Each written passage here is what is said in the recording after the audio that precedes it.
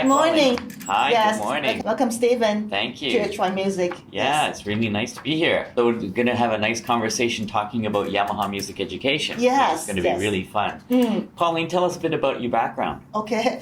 I started at Yamaha when I was a kid. And during my lessons, I was exposed to all kind of music, different style, jazz, popular, Latin, classical, modern, every kind.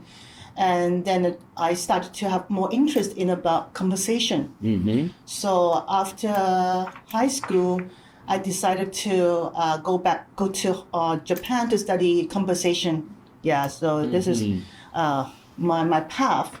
So really thank you, Yamaha, for opening my eyes to music. And opening those doors, right? Yeah, I think that's exactly. the nice thing, is to open doors to creativity.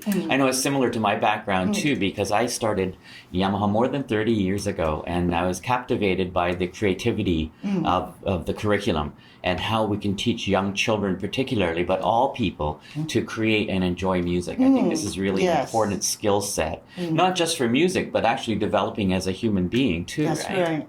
So let's talk about junior music course. I think this is really the core element of what we're thinking about for Yamaha music education. Tell me about junior music course. So it started around age 4. Yes. Yes. And then in the curriculum, we don't only teach playing, but most important is the fundamentals of music, that including rhythm, harmony, melody. And through these, we're going to help children develop creativity skill, like composition. Sure.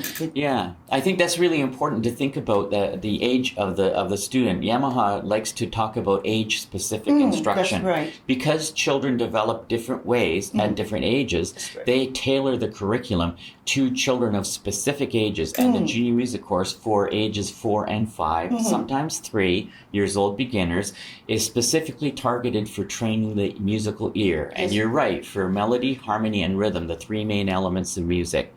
And we do this through singing, through playing, and the program does sort of morph. So it starts out very focused on ear training. But as the children get older and their fingers improve, we develop more into focus on playing. Exactly. So there's this morphing of skill set, which is really important and makes a lot of sense. It's very logical. Age specific. Yeah, age-specific instruction. Right. Tell me about group lessons a little bit.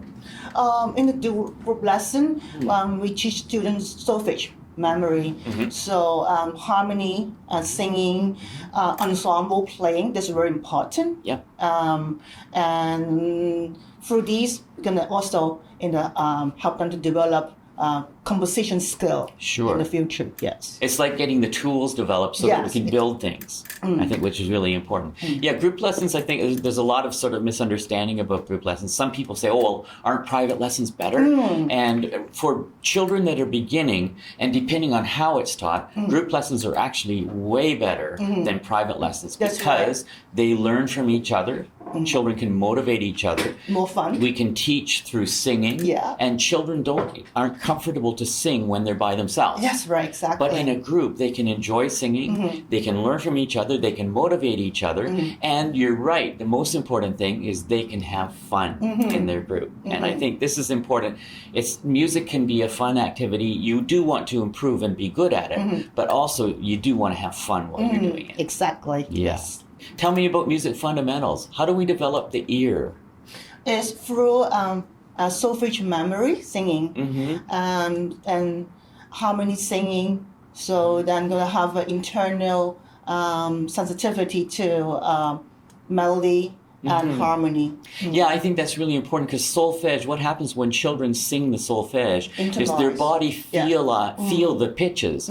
And because they're singing and they can feel it, the ear then says, I know what that note is. And that's what's really crucial, is the students can develop either relative or perfect pitch. And this is a skill that's really important for music later on. They can learn harmony through, first of all, singing and hearing, then playing the chords. And apply in the future. Yeah, so we first think of harmony as first learning words, multiple solfege syllables. Then we can put many of those together to make a musical sentence through harmony chords. And eventually we can turn into paragraphs or tell a story using the harmonic language that we learned. So it's like akin to learning English or another language. We start out with words, we build to sentences, then we build to phrases. I think this is a really nice progression. Yes, it benefits for them in the future if they're doing a conversation. Sure, absolutely. And what about ensemble? Oh, that is a very crucial because it's a way to develop their sense of rhythm, the steady tempo. Because we play by yourself at home, you're never able to learn the sensitivity to rhythm, the pulse.